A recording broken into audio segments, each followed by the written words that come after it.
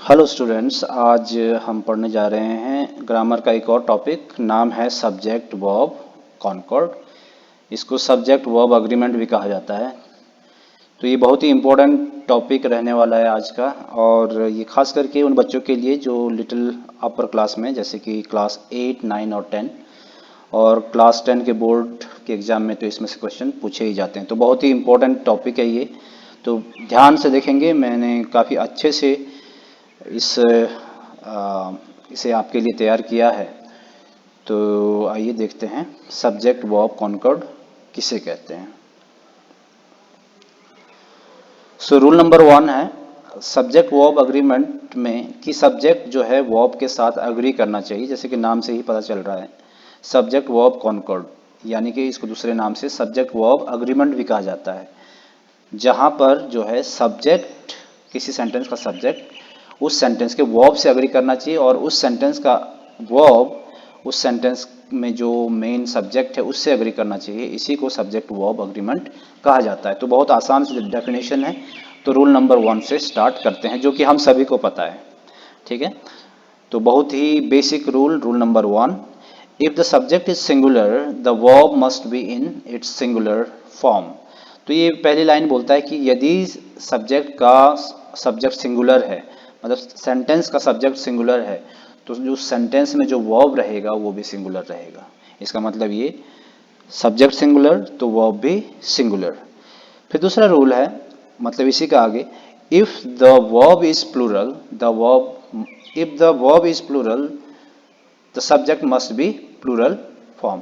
तो यहाँ पर थोड़ा सा लिखने में गलती हुई है, अदरवाइज ये यही है कि यदि सब्जेक्ट जो है प्लूरल रहेगा तो इसका वर्ब भी प्लूरल फॉर्म में होना चाहिए।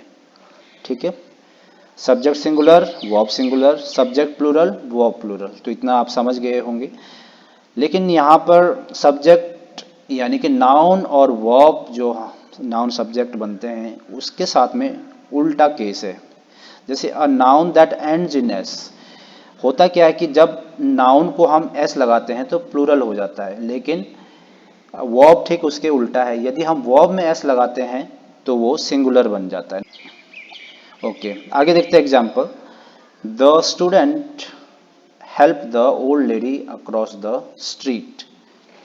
इसको यहां से समझते हैं एग्जाम्पल के साथ में। The student help the old lady across the street. इस एग्जाम्पल में देखिए कि जो हमारा सब्जेक्ट है उसमें एक नहीं है, उसमें एक से ज़्यादा व्यक्ति, स्टूडेंट्स यानी कि बहुत सारे हैं, और हेल्प यहाँ पे लिखा है, ये हमारा वर्ब है।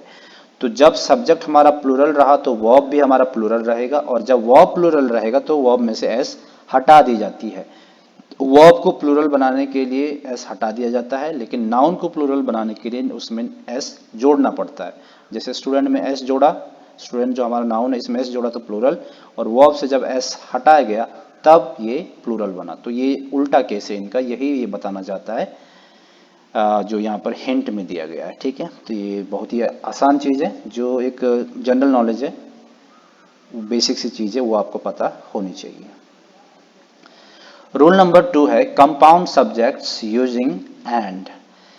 यदि हमारे सेंटेंस में दो सब्जेक्ट एक साथ आ जाते हैं और वो दोनों के दोनों सब्जेक्ट एक कंजंक्शन है एंड उससे जुड़े हुए हैं, ठीक है, कोऑर्डिनेटिंग कंजंक्शन एंड से जुड़े हुए हैं, तब क्या होगा रूल। तो रूल नंबर 2 में हमारा ऐसे वाक्य, ऐसे सेंटेंसेस जो जिसमें दो सब्जेक्ट है और दोनों सब्जेक्ट एंड से जुड़े हैं, वो वाले देख रहे हैं। तो most compound subjects joined by and are plural. तो इस लाइन पर ध्यान देंगे, इसमें लिखा है मोस्ट कंपाउंड, इसका मतलब सभी नहीं। अगर सभी होता तो ऑल कंपाउंड सब्जेक्ट्स लिख लेते हैं, तो ये सभी में अप्लाई नहीं होगा। तो most compound subjects joined by and are plural. जैसे यहाँ पर है रोहन एंड सोहन, रोहन एक सब्जेक्ट है, सोहन दूसरा सब्जेक्ट है, और दोनों एंड से जुड़े हैं, तो दो सब्जेक्ट यहाँ पर हुए।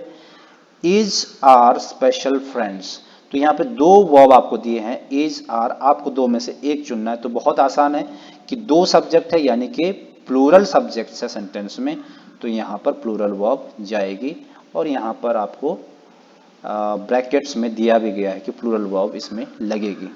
ठीक है, क्योंकि सब्जेक्ट दो है यानी कि प्लूरल सब्जेक्ट हुए, और प्लूरल सब्जेक्ट के साथ प्लूरल वर्ब, ना कि सिंगुलर। लेकिन क्योंकि मोस्ट कंपाउंड सब्जेक्ट्स लिखा है, मतलब ऑल नहीं है, तो एक्सेप्शन है। एक्सेप्शन मतलब कभी कभी ये रूल टूट जाता है, जो रूल नंबर 2 है कि एंड के साथ जब सब्जेक्ट जुड़े हों तो प्लूरल वर्ब आएगी, प्लूरल सब्जेक्ट बन जाएगा, ये रूल जो है टूट जाता है, उसी को हम एक्सेप्शन कहते हैं।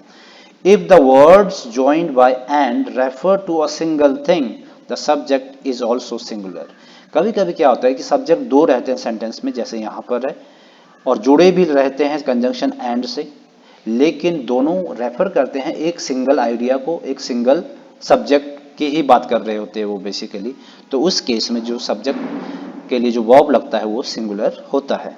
जैसे war and peace is a very thick book. Basically यहाँ पर जो मेन सब्जेक्ट है वो बुक है, बात बुक की हो रही है, लेकिन उस बुक का नाम है वॉर एंड पीस। हमको देखने से ये लग रहा है पहली नज़र में कि सब्जेक्ट यही है, इसकी बात चल रही है, बात इसकी नहीं बुक की है, और बुक का जो टाइटल है वो वॉर एंड पीस है। तो बुक एक हुआ, और वो कैसी किताब है, बहुत मोटी या थिक बुक है। इसलिए भले ही ये दो सब्जेक्ट है, एंड से जुड़ा है, लेकिन फिर भी वर्ब जो है सिंगुलर आ रही है। तो इस बात को हमें समझना चाहिए कि जो एक्सेप्शन है, एक्सेप्शन में क्या आएगा, जब भी एंड होगा, वैसे जनरली या मोस्ट ऑफ द टाइम क्या होगा कि वहाँ पर प्लूरल वर्ब लगेगा, लेकिन कभी कभी जब आइडिया एक हो, सिंगल चीज की तरफ इंडिकेट करे, इशारा करे, तो वहाँ पर दो सब्जेक्ट होने के बावजूद वर्ब सिंगुलर ही लगेगी।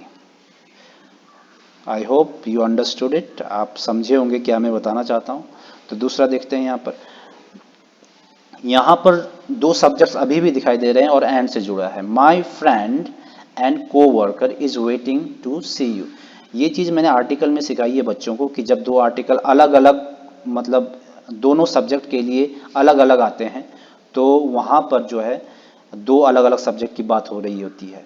वैसे ही डिटर्मिनर क्या है, मतलब आर्टिकल्स क्या है, डिटर्मिनर के पार्ट है, और ये माई क्या है, ये भी डिटर्मिनर है, ये भी पजेसिव डिटर्मिनर इसको हम बोलेंगे। तो ये डिटर्मिनर है लेकिन एक ही बार आया है, ठीक है। आर्टिकल्स भी डिटर्मिनर है। जब आर्टिकल दो बार आते हैं, ए यहाँ पर आएगा या द यहाँ पर आएगा, यहाँ पर भी ए आएगा, द यहाँ पर आएगा, यानी कि अगर मैं इसकी माई की जगह द रखूँ तो द फ्रेंड एंड द को वर्कर। अगर दो दो बार द के साथ हम सब्जेक्ट को जोड़े तो वो दोनों अलग अलग सब्जेक्ट की बात कर रहे होते हैं। लेकिन जब भी कोई भी डिटर्मिनर, चाहे वो आर्टिकल हो चाहे कोई और डिटर्मिनर हो, जैसे माई यहाँ पर एक डिटर्मिनर है, यदि ये एक ही बार आए लेकिन सब्जेक्ट दो हो, अलग अलग हो, और एक ही बार आ रहा हो, ठीक है, तो उस केस में बात एक ही सब्जेक्ट की हो रही होती है, वो प्लूरल नहीं, वो सिंगुलर ही है। इसमें कहने का मतलब ये है, my friend and coworker is waiting to see you, मतलब जो मेरा फ्रेंड है वही मेरा को वर्कर है, कोई दूसरा व्यक्ति नहीं है। और यदि इसकी जगह मैं माई फिर से यहाँ पर रख दूं तो ये अलग अलग हो जाएंगे, माई फ्रेंड एंड माई को वर्कर। यहाँ पर माई नहीं है लेकिन मैंने माई को रखा, माई फ्रेंड एंड माई को वर्कर। अभी एक ही मेरा दोस्त एक नहीं है और वही को वर्कर नहीं, बल्कि एक मेरा दोस्त है और उसके साथ में एक और व्यक्ति है जो को वर्कर है, तो वो क्या है, are waiting to see you. यहाँ पर आर लग जाएगा क्योंकि दो की बात हो रही है, लेकिन वो मैंने तुमको एग्जाम्पल में बताया, क्योंकि यहाँ पर एक ही लगा है तो यहाँ पर एक ही व्यक्ति की बात हो रही है, इसलिए यहाँ पर इज लगा है। आई होप यू अंडरस्टूड कि मैं बोलना क्या चाहता हूँ। चलो नेक्स्ट रूल नंबर 3 में चलते हैं। तो वो था रूल नंबर 2 जिसमें हमने उन सब्जेक्ट्स को देखा जो एंड से जुड़े होते हैं। अब वही बात है, एक और कंजंक्शन है, कोऑर्डिनेटिंग कंजंक्शन इसको भी कहा जाता है, और या नॉर, ठीक है। और या नॉर से जब भी दो सब्जेक्ट्स जुड़ते हैं तो उस केस में वर्ब किसके साथ में एग्री करता है। When the subject is joined with or nor, the verb agrees with the words closest to the verb। आपने इस केस में आपको सिर्फ इतना याद रखना है, जब भी दो सब्जेक्ट्स रहेंगे, जैसे पीछे की स्लाइड में हमने देखा था, दो सब्जेक्ट्स रहेंगे लेकिन जो जोड़ने वाला होगा वो एंड की जगह कौन है इस बार, और नॉर, या तो और रहेगा या तो नॉट रहेगा। उस केस में वर्ब हमेशा नज़दीक वाले सब्जेक्ट के साथ के अनुसार वर्ब लगेगी। मतलब नज़दीक का सब्जेक्ट अगर प्लूरल है तो वर्ब भी प्लूरल, अगर सिंगुलर है तो वर्ब भी सिंगुलर। उदाहरण यहाँ पर है, नीदर आई, तो एक सब्जेक्ट आई है, नॉर से जुड़ा है माई फ्रेंड्स, और माई फ्रेंड्स यहाँ पर एक और सब्जेक्ट है प्लूरल, फ्रेंड्स प्लूरल, आई सिंगुलर। अब देखते हैं, nor I, neither I nor my friends. अब देखो नॉर के नज़दीक वर्ब के पास सबसे नज़दीक वाला सब्जेक्ट कौन सा है, तो वो है फ्रेंड्स। तो यहाँ पर है वर्ब हैव, यहाँ पर है हैज़, और इसके लिए सबसे नज़दीक वाला सब्जेक्ट फ्रेंड्स है। और एक और सब्जेक्ट है लेकिन ये इस वर्ब से काफ़ी दूर है, तो ये वर्ब जो है नज़दीक वाले से एग्री करेगा, यानी कि प्लूरल का रूल लगेगा। तो यहाँ पर हैव आना चाहिए, ठीक है। Neither I nor my friends have been here before. Next देखते हैं, either you or your brother have has to help him. अब यहाँ पर देखते हैं कि नज़दीक वाला सब्जेक्ट कौन सा, एक यू हो गया, एक ब्रदर हो गया। तो यू और ब्रदर दोनों यहाँ पर, मतलब ब्रदर यहाँ पर सिंगुलर है, यू यहाँ पर प्लूरल है। अब रूल किसका अप्लाई होगा, जो वर्ब के नज़दीक है। ब्रदर सिंगुलर है तो हैज लगेगा। So either you or your brother has to help him. तो जब भी और नॉर से जुड़ा हुआ कोई सब्जेक्ट आए, कोई सब्जेक्ट आए, दो सब्जेक्ट हो सेंटेंस में, तो ये बात ध्यान रखें कि क्लोजेस्ट वाला या नियरेस्ट वाला कॉन्सेप्ट को याद रखना है। Rule number 4, singular indefinite pronouns. अब जिसको पता नहीं कि सिंगुलर इंडेफिनिट प्रोनाउंस किसको कहते हैं, उनके लिए यहाँ पे मैंने लिख दिया है कुछ एक का नाम, हो सकता है एक आधा छूट गया हो। Everyone, everybody, each, neither, either, something, nothing, वो सब नहीं लिखा है यहाँ पर, लेकिन मैं आपको बोल रहा हूँ। None, one, no one, anything, anybody, ये सब क्या है, सिंगुलर इंडेफिनिट प्रोनाउंस है, और इनके साथ हमेशा वर्ब की सिंगुलर फॉर्म लगती है। सिंगुलर इंडेफिनिट प्रोनाउंस ऑलवेज, तो ऑलवेज मतलब इसमें कोई एक्सेप्शन नहीं है, हमेशा हमेशा सिंगुलर वर्ब ही लगेगी। तो जैसे ही ये सारे वर्ड्स आपको दिखाई दिए, each, every one, anything, nothing, ये सब, तो आपको सिंगुलर वर्ब ही लगाना है। Example, each has a unique student number, everyone has a unique student number, ठीक है। तो ईच और एवरीवन, चाहे तुम ईच और एवरीवन की जगह कुछ और रख दो, यहाँ पर नीदर लिख दीजिए, ईदर लिख दीजिए, नन लिखें, नो वन लिखें, इन सब के साथ भी सिंगुलर फॉर्म की ही वर्ब आएगी। अच्छा, इसके साथ साथ और मैं डिफरेंस आपको समझा देता हूँ कि ईच और एवरीवन में क्या डिफरेंस होता है। देखो, ईच छोटे नंबर के लिए यूज किया जाता है, उस लिमिटेड नंबर के लिए यूज किया जाता है जिसको हम गिन सकते हैं, और एवरीवन एक लार्ज नंबर के लिए यूज किया जाता है। हिंदी में मीनिंग दोनों का एक ही है, हर एक, प्रत्येक, हर एक, प्रत्येक, ठीक है, दोनों का एक ही मीनिंग है। लेकिन इंग्लिश में जब ये दो वर्ड यूज होते हैं तो इनका मीनिंग स्लाइटली डिफर करता है। इसका ईच जब हम बोलेंगे तो कम नंबर, लिमिटेड नंबर जिसमें हम गिन के, और एक भी व्यक्ति इस पर, या एक भी नंबर, चीज, व्यक्ति, कुछ भी यहाँ पर नहीं छूटेगा। एवरीवन में इसमें भी हर एक की ही गिनती होती है, लेकिन एक आधा अगर बीच में छूट भी जाए तो उस केस में, वैसे उसमें हम एवरीवन का यूज करते हैं। Rule number 5, plural indefinite pronouns. अब जैसे सिंगुलर इंडेफिनिट प्रोनाउंस होते हैं, वैसे ही प्लूरल इंडेफिनिट प्रोनाउंस होते हैं। अब जिन लोगों को नहीं पता कि वो क्या होते हैं, तो यहाँ पर दिया है several, few, both, many, others, ये कुछ प्लूरल इंडेफिनिट प्रोनाउंस है। जैसे ऑल एक और वर्ड है जो यहाँ पर छूट गया है। फॉर इंस्टेंस देखते हैं एग्जाम्पल के लिए, बोथ वर रिक्वेस्टिंग रिलीज, तो ये क्या लेते हैं, प्लूरल वर्ब हमेशा लेंगे, क्योंकि है प्लूरल तो प्लूरल वर्ब लेंगे। तो बोथ प्लूरल ऑलरेडी है ये, तो वर्ब की फॉर्म आएगी वर। सेवरल प्लूरल है, सेवरल का मतलब होता है दो से ज्यादा, और लेकिन बहुत ज्यादा नहीं, ठीक है। सेवरल का मतलब होता है कुछ एक, दो से ज्यादा ही होते हैं लेकिन बहुत ज्यादा नहीं होते हैं, उसको हम सेवरल बोलते हैं। तो ये भी प्लूरल में आता है, और इसके साथ जो वर्ब अग्री करेगी वो प्लूरल वर्ब अग्री करेगी।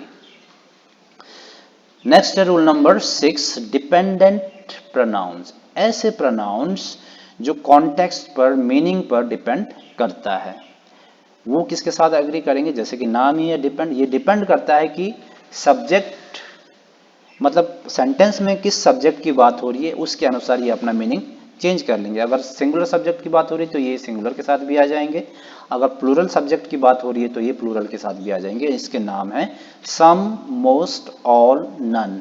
ये सारे जो प्रोनाउंस आप यहाँ पर देख रहे हैं हाईलाइटेड में, ये सब डिपेंड करता है कि सेंटेंस किस प्रकार का है। एग्जाम्पल के लिए, some of the girls were absent. Some of the girls, अब गर्ल्स है तो हम गिन सकते हैं, और जब गिन सकते हैं तो इनको प्लूरल कर सकते हैं, यानी कि ये प्लूरल नाउन है और सम इसके साथ भी लग रहा है, और क्योंकि ये प्लूरल है, यहाँ पर सम जो है प्लूरल की बात कर रहा है तो वर एब्सेंट। अब वही चीज यहाँ पर है, some of the ice cream. Ice cream material noun है, इसको हम गिन नहीं सकते हैं, और इसके साथ जो वर्ब की फॉर्म आई वो है रिमेन्स, यानी कि यहाँ पर वर्ब की फर्स्ट फॉर्म आ रही है, सिंगुलर फॉर्म आ रही है, सॉरी। तो यहाँ पर देखिए सम यहाँ पर भी है, लेकिन वर्ब की कौन सी फॉर्म आ रही है यहाँ पर, singular form.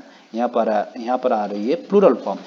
Ice cream material noun है, क्योंकि मटेरियल नाउन को आप प्लूरल नहीं कर सकते हैं, गिन नहीं सकते हैं। तो इससे आप दो उदाहरण से आप समझ चुके होंगे कि ये जो डिपेंडेंट प्रोनाउंस होते हैं ये दोनों के साथ आते हैं, सिंगुलर के साथ भी और प्लूरल के साथ में। वैसे ही मोस्ट भी है, most of the money that I have, तो मनी को नहीं गिन सकते हैं, मोस्ट आएगा, है ना। Most of the people, people को गिन सकते हैं तो यहाँ पर पीपल। तो किसी के साथ भी इसको लगा लीजिए, जैसे ऑल का एक और उदाहरण है, all is well, all are well. ठीक है, तो एक मूवी का नाम है ना, उसमें क्या है, ऑल इज वेल, ऑल के साथ इज लग रहा है, फिर ऑल आर वेल भी कह सकते हैं। तो दोनों के साथ ये आ रहे हैं डिपेंडेंट प्रोनाउंस, इन्हें कहा जाता है। Rule number 7, prepositional phrases. कुछ फ्रेजेस होते हैं जो कुछ, कई बार क्या है, सेंटेंस जो है फ्रेजेस के साथ में आते हैं, जो सब्जेक्ट्स होते हैं वहां पर, और हमको उन फ्रेजेस को इग्नोर करना है। तो लिखा है कि ignore prepositional phrases coming between the subject and the verb. देखो सब्जेक्ट में, सेंटेंस में क्या रहता है, एक सब्जेक्ट रहता है, एक वर्ब रहता है, और इन दो के बीच में अगर कोई प्रेपोजिशनल फ्रेज आ जाए तो हमें उसे इग्नोर करना चाहिए, उस पर ध्यान नहीं देना चाहिए। हमको कौन रियल सब्जेक्ट है उसे पहचानने की जरूरत है। जैसे इस सेंटेंस को पढ़ते हैं, each of the 5 departments is या आर हायरिंग न्यू इंस्ट्रक्टर्स। तो आप मुझे इस सेंटेंस से बताएं कि ये जो सब्जेक्ट कौन रियल सब्जेक्ट है। तो रियल सब्जेक्ट सबसे पहले आपको पहचानना पड़ेगा, ईच है या डिपार्टमेंट्स है। फिर रियल वर्ब, तो अगर ये पहचान गए तो उसके साथ वर्ब कौन सी आएगी, इज आएगा या आर आएगा। तो सबसे पहले मैं आपको बता दूं, ईच जो है इसमें रियल सब्जेक्ट है, और ये जो सब्जेक्ट की तरह लग रहा है कि ये रियल सब्जेक्ट है, ये यहाँ पर नहीं है। और क्योंकि ये रियल है, और ईच को मैंने बताया था, each, every one, nothing, nobody, ये सब के साथ सिंगुलर फॉर्म लगती है, तो ईच के साथ आर नहीं बल्कि इज लगेगा। So each of the 5 departments is hiring new instructors. ऐसा क्यों हुआ, क्योंकि departments, each of the 5 departments है, उनमें से ईच हर एक की बात हो रही है, तो हर एक लगाने से ही एक का सेंस आ रहा है, और एक के साथ हमेशा इज आएगी। फिर उसी प्रकार नेक्स्ट है, each of the 5 departments is, अच्छा ये रिपीट हो गया है। नेक्स्ट चलेंगे, नन ऑफ अस एडमिट या admits to sending the email message. तो यहाँ पर नन है, नन क्या है, सिंगुलर है, और सिंगुलर के साथ यहाँ पर प्लूरल है, मतलब हम में से कोई नहीं, नन का मतलब कोई नहीं, और किस में से, ऑफ अस मतलब हम में से, यहाँ पर किस में से, 5 डिपार्टमेंट में से ईच, एक की बात हो रही है। यहाँ पर भी हम मतलब बहुत लोग हैं, उसमें से नन मतलब कोई नहीं है, तो नन मतलब एक। हम में से एक भी नहीं है जो क्या करता है, एडमिट करता है to sending the email messages. तो यहाँ पर भी जो वर्ब है वो अस के साथ अग्री नहीं करेगा, है ना। अस तो वैसे भी बेसिकली ये सब्जेक्टिव केस नहीं, ये ऑब्जेक्टिव केस है, तो ये सब्जेक्ट तो बन ही नहीं सकता है, लेकिन हाँ इस केस में ये सब्जेक्ट की तरह लगेगा। ठीक है, तो यहाँ पर नन हमारा क्या है, रियल सब्जेक्ट है, और ये सिंगुलर फॉर्म वर्ब का लेगा। तो प्रपोजिशनल फ्रेजेस में आपको इस बात का ध्यान रखना है। Rule number 8, here, there and it. सबसे पहले हेयर देयर को समझो। कुछ सेंटेंसेस ऐसे होते हैं जो हेयर और देयर के साथ में शुरू होते ही है, और कुछ सेंटेंस ऐसे होते हैं जो इट से शुरू होते हैं। तो उसमें क्या होगा, when the sentence begins with here or there, the subject follows the verb and controls whether the verb is plural or singular। ठीक है, जब भी here और there आएगा, इसमें here there से हमारा कोई मतलब नहीं है, क्योंकि ये रियल सब्जेक्ट सेंटेंस में नहीं होते हैं। इसके बाद ये किसकी ओर इशारा करते हैं, सब्जेक्ट कौन सा आ रहा है सेंटेंस में, कौन सा रियल सब्जेक्ट है, उसके अनुसार वर्ब डिसाइड होगा। ठीक है, तो यहां पर देखते हैं हियर आर, तो हियर से हमारा सेंटेंस शुरू हुआ, लेकिन हियर यहां पर कोई सब्जेक्ट का काम नहीं कर रहा है।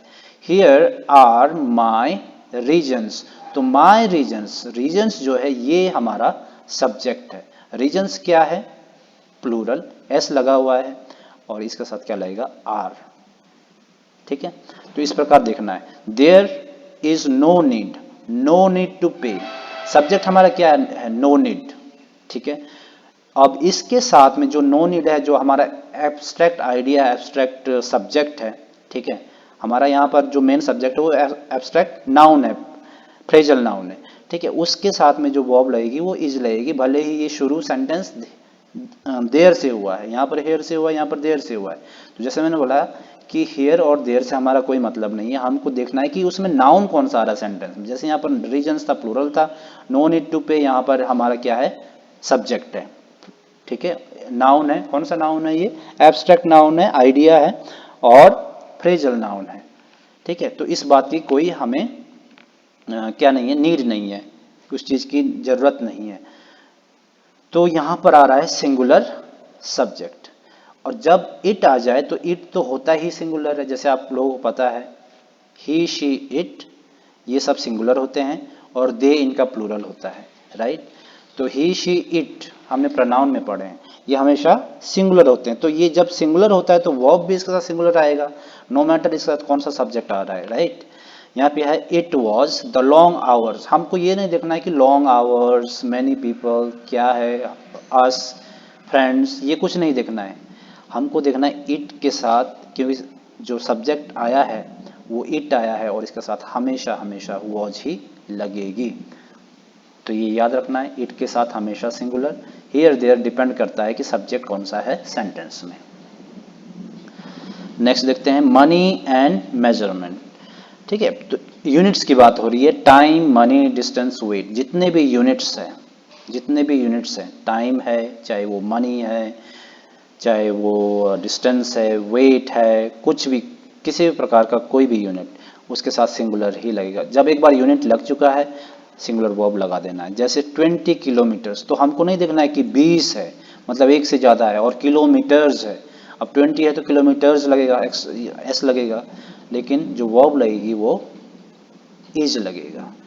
क्यों, क्योंकि यहाँ पर बात डिस्टेंस की हो रही है, ये इसको डिस्टेंस को मॉडिफाई कर रहा है। ये 20 किलोमीटर्स डिस्टेंस, बात हो रही है डिस्टेंस की, ये असली नाउन है, असली सब्जेक्ट है, और ये 20 किलोमीटर्स इसको क्वालिफाई कर रहे हैं, इस नाउन को।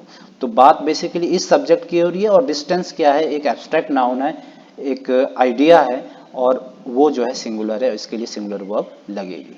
ठीक है, $8, फिर से यहाँ पे नहीं देखना है कि 8 है, एक से ज़्यादा है, और डॉलर्स मतलब बहुत सारे हैं। ठीक है, एन आवर मतलब प्रत्येक घंटे में, हर एक घंटे में $8 इज अ पुअर रेट। तो बात यहाँ पे $8 की नहीं है, असली सब्जेक्ट रेट है। ठीक है, ये सब इसको क्वालिफाई कर रहे हैं, इसको डिस्क्राइब कर रहे हैं, इस नाउन को, रेट को। तो रेट क्या है, सिंगुलर है, एब्स्ट्रैक्ट नाउन है, इज लगेगा। 10 kg राइस, कितना किलोग्राम्स राइस है, इसमें एस लगेगा, kilograms. 10 kilograms KGs rice is enough for me, क्या इनफ है, 10 kg राइस, क्योंकि ये मटेरियल नाउन है, आप इसको नहीं गिन सकते हैं। केजी की बात हो रही है, 10 की बात नहीं हो रही है। ठीक है, 10 kg राइस की बात हो रही है, सॉरी, केजी तो यहाँ पर क्या लगा है, मेजरमेंट लगा है, यानी कि यूनिट लगा है। बात राइस की हो रही है, और राइस क्या है, मटेरियल नाउन है, इसके साथ हमेशा क्या लगता है, हम सबको पता है मटेरियल नाउन जो होते हैं वो सिंगुलर वर्ब को लेते हैं, उनके साथ अग्री करते हैं। Rule number 10, article A and the, ये आर्टिकल वाला जो चैप्टर है इसको मैं अलग से पढ़ाऊंगा। ठीक है, अभी इसमें आ गया है तो हम थोड़ा बहुत जितना है उतना हम पढ़ लेते हैं, लेकिन इसका एक और वीडियो बनेगा आर्टिकल वाले में, अलग से हम आर्टिकल्स को पढ़ेंगे। तो यहाँ पर इस रूल को देखते हैं, रूल नंबर 10, आर्टिकल ए और article the before the phrase, जब भी ये फ्रेज के आगे लगते हैं तो इसका क्या मतलब होता है, कौन सा वर्ब के साथ ये अग्री करते हैं। When the article A comes before the phrase, the verb that follows should be plural. जब भी A लगेगा, A देखने से सिंगुलर मत देखना है, A मतलब एक मत देखना, इसके साथ जो प्लूरल जो वर्ब लगेगी वो हमेशा प्लूरल की लगेगी. कन्वर्सली इसके विपरीत, ठीक उलट, if the phrase is introduced by the, यदि हमारा जो फ्रेज है वो अभी ए से शुरू ना होकर द से शुरू होता है, तब जो वर्ब लगेगी अग्री करेगा वो सिंगुलर रहेगा. तो ए का उल्टा द है.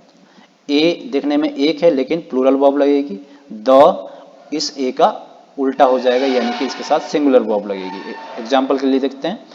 अ नंबर ऑफ स्टूडेंट्स, ये शुरू हुआ है एक phrase a number of students यहाँ तक, ये हमेशा इसके साथ क्या लगेगा, प्लूरल लगेगा.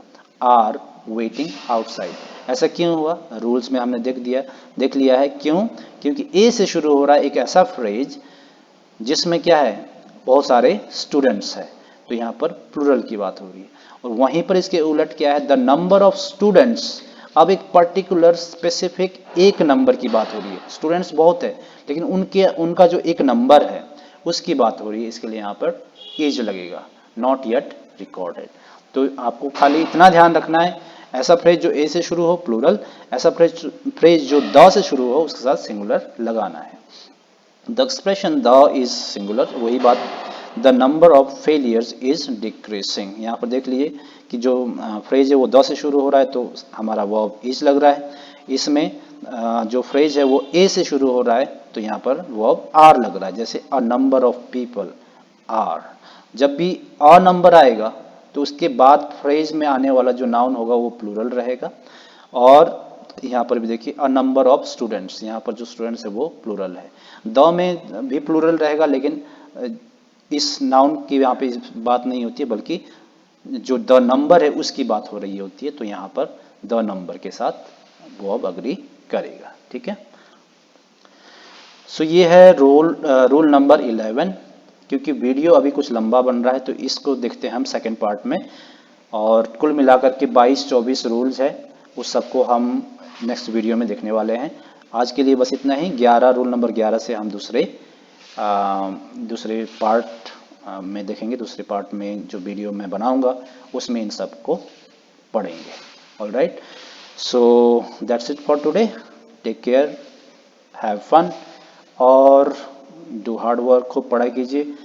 और हाँ, शेयर, कमेंट, लाइक सब कुछ करना है और बताना है कि आपको ये वीडियो कैसा लगा.